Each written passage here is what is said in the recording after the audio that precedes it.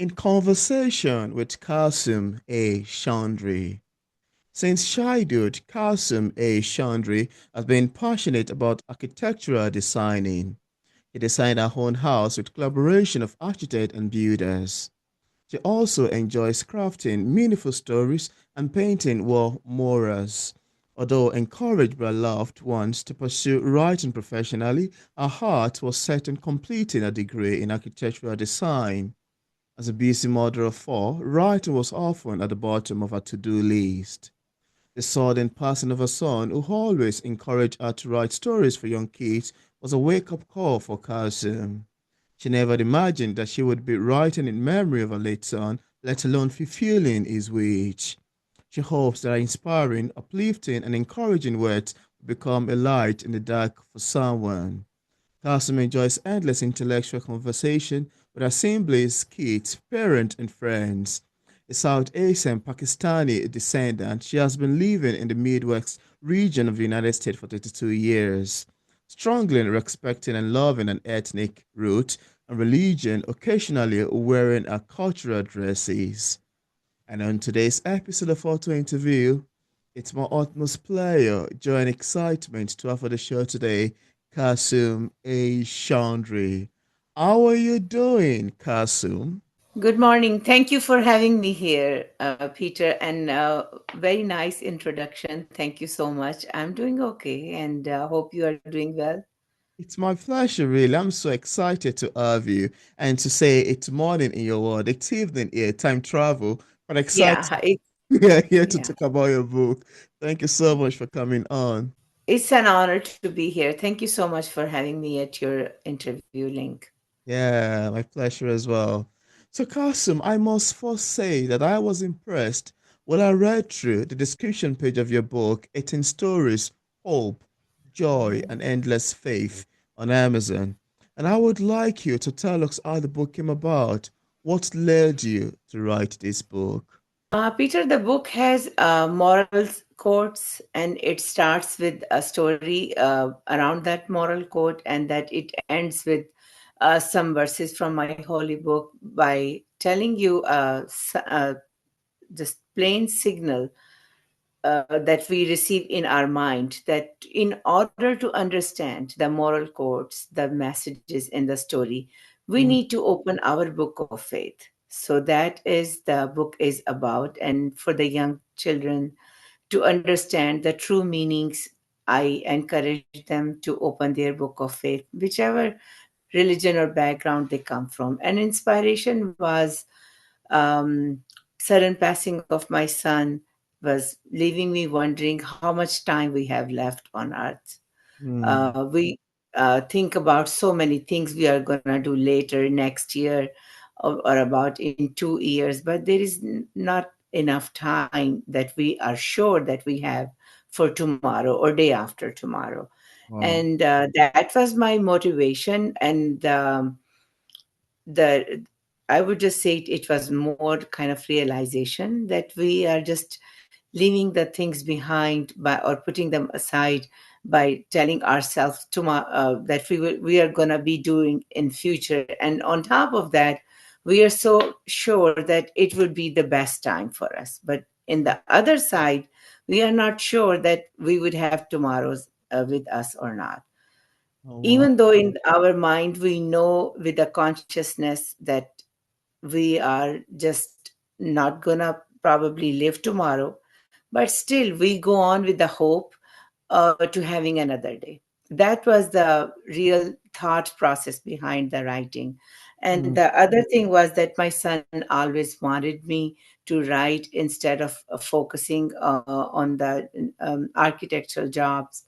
So I wanted to fulfill his wish, and I turned it into a charity project. As an all proceed ongoing charity project is with the book. And other thing I really liked to have about my writing, to serve somebody emotional support along with the economical support. So mm. that is this project is about. Wow. I love your take on that, really. And it sounds to me to be quite amazing and quite pulling. Thank you so much for sharing. And thank you so much Thank for you. giving up a snippet into how your book came to be. Thank you so much. I enjoy talking about it and I enjoy your answers to the questions. And I would also like to ask you, Kasum, how does the death of your son influence the making of this book and your writing career as well? I would love your take on that. I just like it, that writing career. I never thought that I would be writing. It was my hobby, the painting, the wall mural, the cover of the book is Mm. actually a mural painting I did as a charity project in a local daycare. It's Oh. about like 8 feet to 11 feet wall. So Mm. I do wall murals painting since a long time, about 25 years, and they are always my charity projects. Mm. Poem I like to write. Sometimes I give writing workshop, but I never thought that I would just do it professionally. But even now, I book is a charity project that all proceed going to support orphanage, Mm. food, shelter, health, and education for children. But I just feel excited that if when the kids or somebody like the stories, they like the meaningful messages in it. So that's what I like about it. Mm. Oh, wow. I love your take on that. Very amazing and quite great. I enjoy you talking about it. Thank you so much for sharing. And now, just for the sake of readers who haven't read the book yet, and without giving much information away, could we have a sneak of what you'd expect in terms of themes and subject lines, picking up 18 stories, hope, joy, and endless faith? Yeah, the like if you just look at the book, the it starts with some moral quotes, and I really um, it says like mother owl, mama groundhog, Mm. and the lost babies. So the moral of this story is your parents were chosen by your creator. Always be good to them. Mm. So these type of moral quotes are several in it. The story goes around it, and then there are some verses from the my holy book, and there are messages. Do practice being happy, no matter how the day goes by.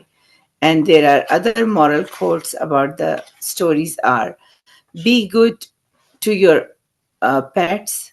Yeah. Tiger the puppy is a story. Do a good deed by being kind to your pet. Mm. So these are the messages of Peter, the empathy. Having less peer pressure is another one. Yeah. Have faith in yourself. Rusty the Rooster story is about that. Your Mm. set schedule plus your efforts in schedule equals the success in life. That is about the polar bear, panda killing, and a humpback whale. Wow. So these are the type of moral quotes in it. They are very helpful for the young kids. And the little cardinal and Jib Jib story is about accept other beings around you and guard your words. Mm. Especially, it's about the kids who are having peer pressure, how they are looking, their morning starts, how they are going to look today. Yeah. And their perception about them is what the world look at them. Instead of having a faith, how our God look at us. Mm. So these are the moral quotes. They are in the book. And in the end, I invite the kids to stay connected with their faith in order to really understand the deeper meanings behind these moral messages because we live in a society where everything is so fast paced. We see the memes every day, we see the quotes every day, and it's all fading away from our practical life. By Mm. opening your book of faith sets a right schedule that we really need to focus what our creator is trying to tell us. So these are the moral quotes in it, and the readers would like it to read to the kids, parents, caregiver. Another thing about the book is that it has some critical thinking points where it goes to the genre that for the adults and children as well. Those Wow. thinking points, those lines tell the readers or ask us or force our thinking process to focus in our subconsciousness that where we are heading in life as an adult. Mm, and our children are watching us. We say things to them, but they are watching, do we really preach? So mm, those critical thinking points I really like about it, that they even now you finish the story, you will be thinking about it, that what we are doing in our daily life. We are reading to kids happily and just telling them, let's go to bed or start another day. But after reading the stories, you ask yourself, are you still practicing those moral codes or not? So that is the funny thing in a way, that some friends told me, some readers told me, but yeah, that is actually the right thing that we need to head for absolutely. being an example for our kids. For all that. Yeah, yeah.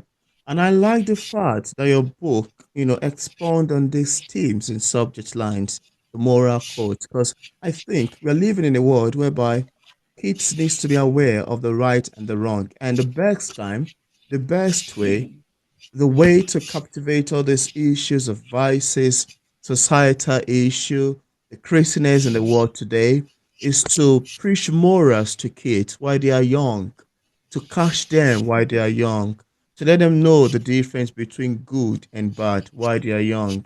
Because through that, they would keep it on and get to know that, okay, my mom has instilled this in me. I read a book that taught me to never steal, to never go astray, to never do things that are bad, to be kind to people. So, getting people or preaching morals to kids while they are young is the best way for us to have a vice free state environment, a vice free state society, a vices, a problem free state country. And I think that it's a very, very important thing to preach morals to kids because it tends to stay with them forever and help us to have a much better, peaceful environment and society and community at large.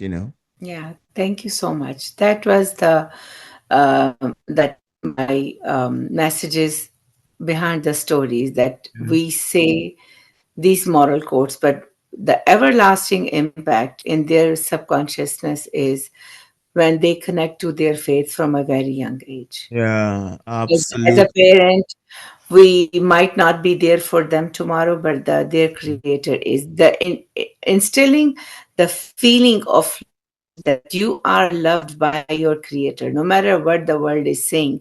That Mm, strong feeling we need to instill in the kids through stories, positive movies, songs. So I just tried by the writing. that's very true. That's very true. I'm a preacher. I'm a preacher of morals, even in my own writing, and I love it when other people talk about this. Thank you for sharing. That's quite beautiful. Thank you. Thank you. Yeah. And also, Kasim, your book has won numerous awards, including the Natulux Award, International Impact Award, and Purple Dragonfly Award. I wanted to ask you, how does winning these awards make you feel as a writer? And what impact do they have in your writing career as well? I was so happy. We also got a finalist in American Writing Award. But the Wow. Peter, honestly, the when the book got in children Christian genre, I was very happy. When it Wow. got the internet as an inspirational read, I was happy. Wow.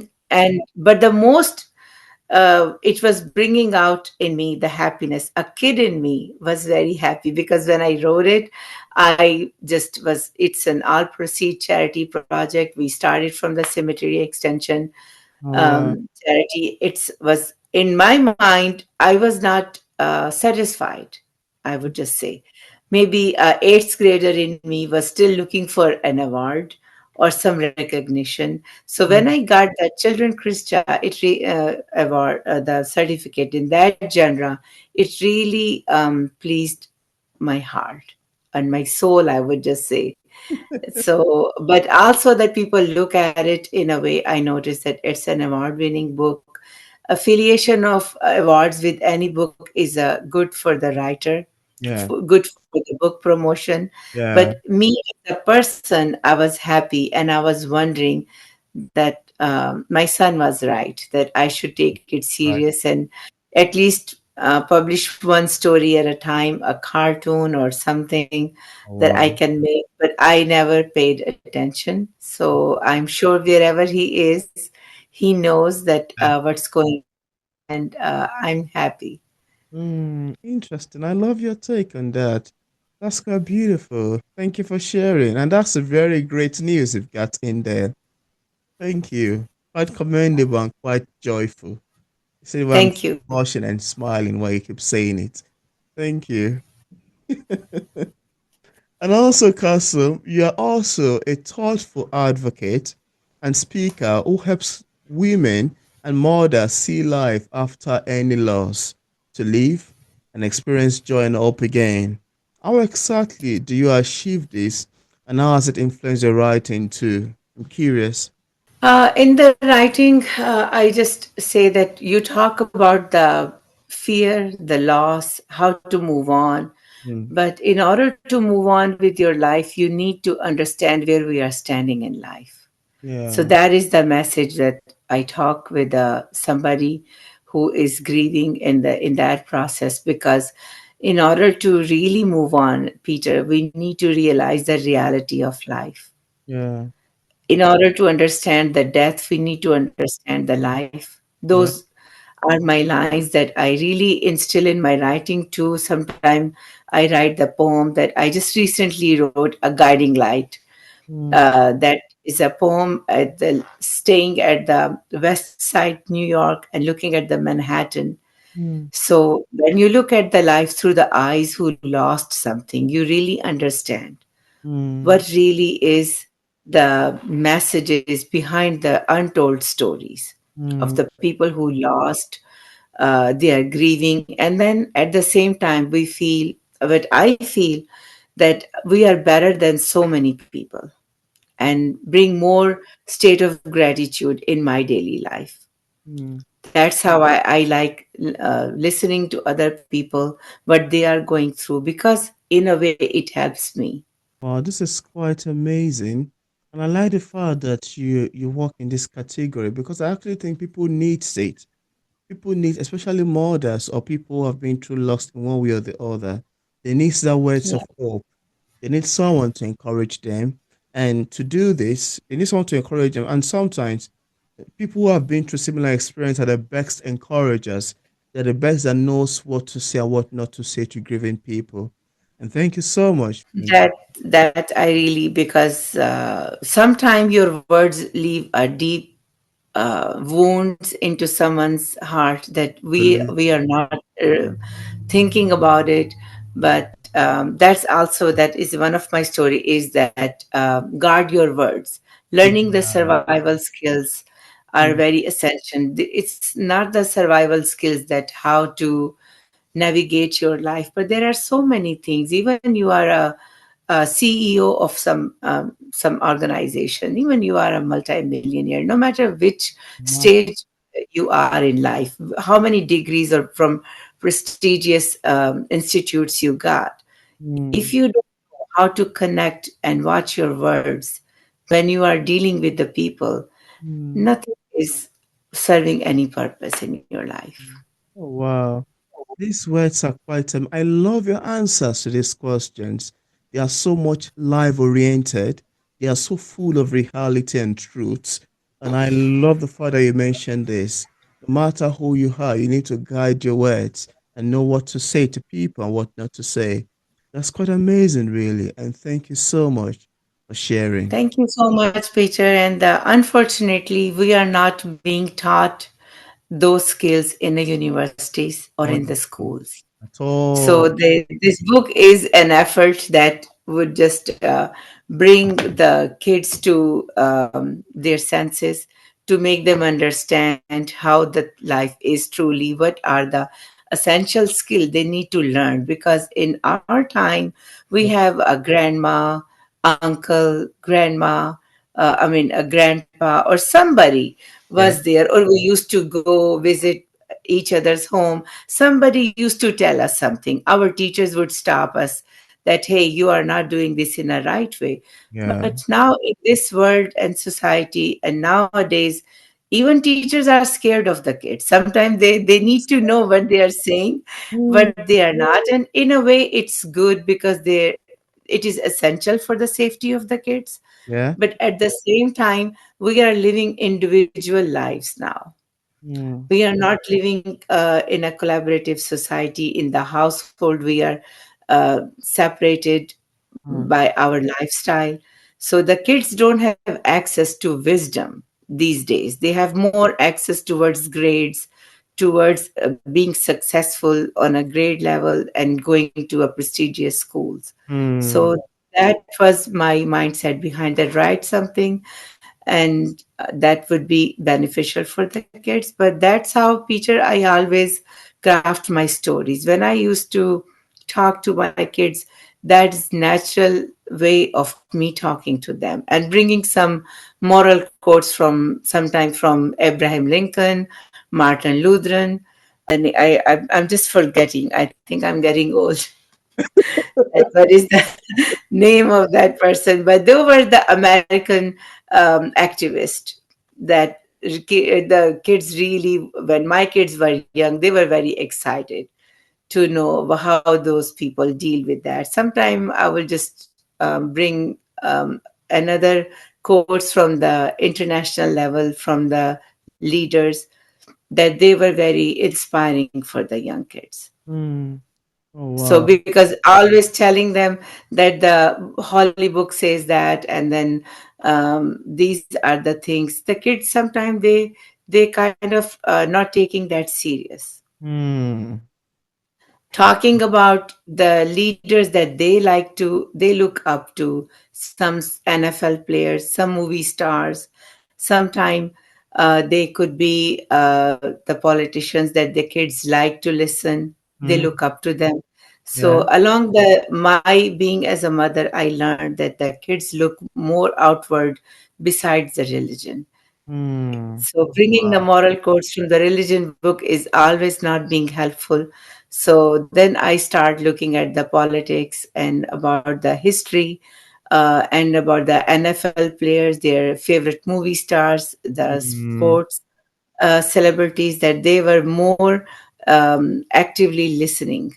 Mm. So in a way, but that is another sad reality, that whoever are in the showbiz, whoever celebrities are in the sports, they are also uh, a role model for young Oh, kids. So, absolutely. Yeah. so Especially if they have a suiting story, if they have a story that conforms with the good norms of the society, then they can be a role model to the people, and the kids can learn something from them. And I need to say that you've got an amazing techniques with your book.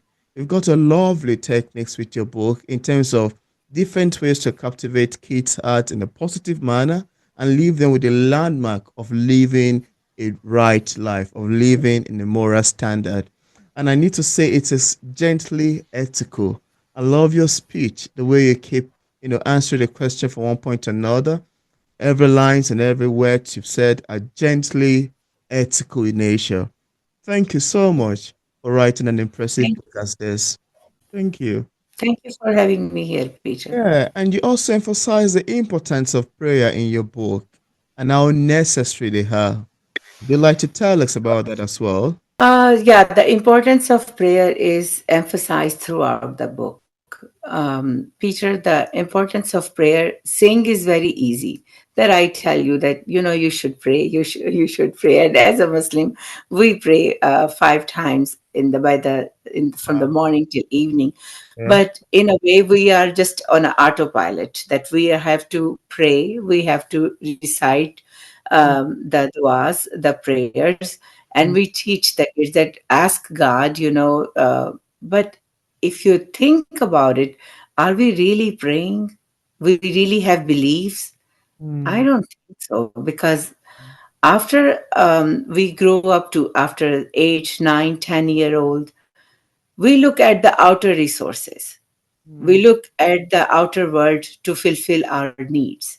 We mm, look at the day we are gonna go start tomorrow with my car, with my job, with what I'm gonna bring home, the groceries, my kids. But the prayer kind of fades away. It's going on the right side of our life, but by just telling us how to proceed, but in a way it's not there anymore. Mm. That's what I realized. So it really is a connection to prayer. Yeah. That's what I emphasize, that connection to your creator.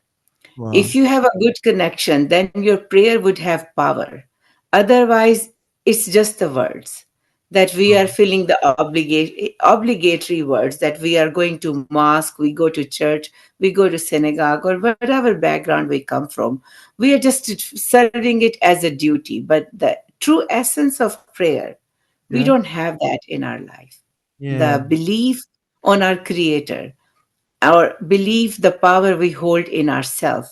Yeah. We, even as an adult, we don't have that.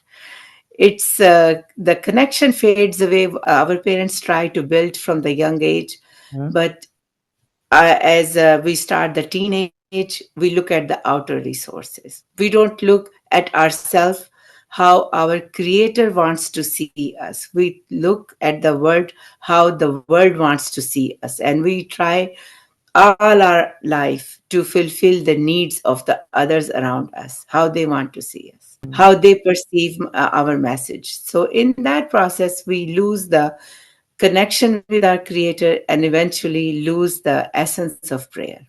Wow. So, in the book, I try to send the message to have connection, the everlasting bond with our Creator. If we are successful to create that, the prayer will come easily, and Wow. we will have the true belief on our prayer.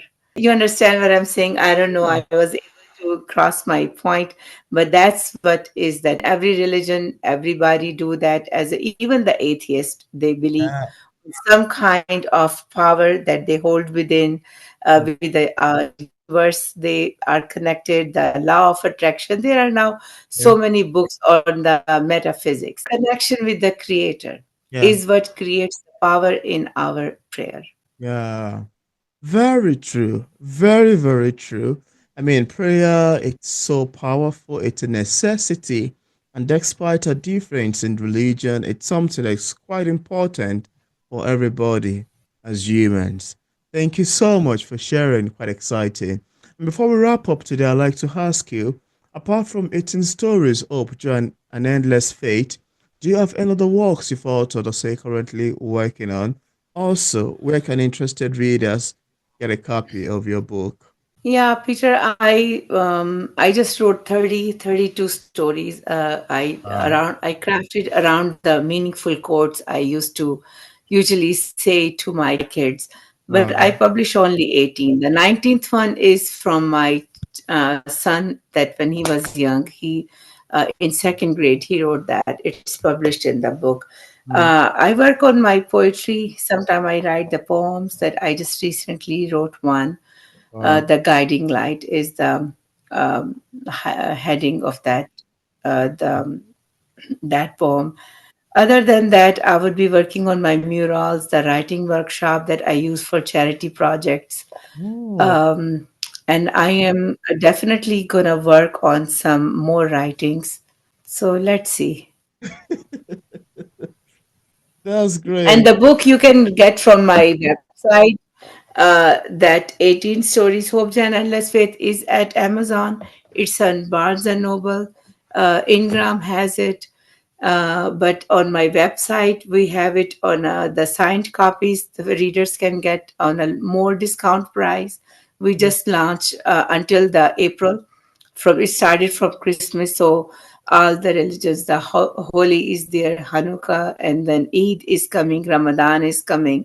Yeah. So that's a lowest price, and the all proceed of 2025 will Wow. be also going towards the charity.